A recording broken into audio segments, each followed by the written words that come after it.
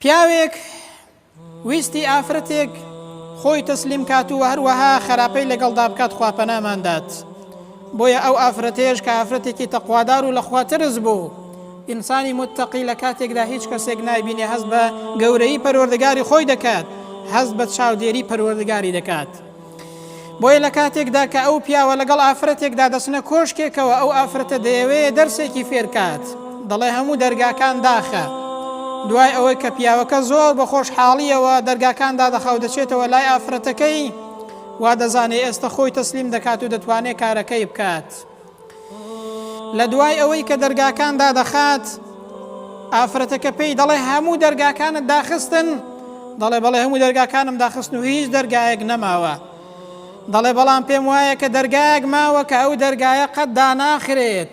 دەڵێ کام دەرگایە ماوە؟ پیاوەکە زۆر پێی سەیر دەبێت، چونکە ئینسانێک خوای نەناسێت نازانێت کە دەرگای خوای قەت داناخرێت، نازانی خوای گەورە هەموو کاتێک دەیبینێت.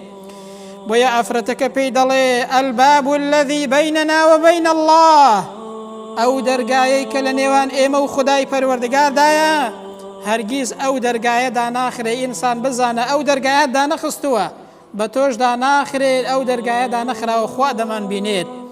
بۆیە پیاوەکە یەکسەر تاسەیەک دەکا و هەڵدەستێ دەچێتە دەرەوە و یەکسەر یانی چۆن دەڵێ ترس و لەرزێک دەیگرێت و واز لە خراپەکەی دێنێت.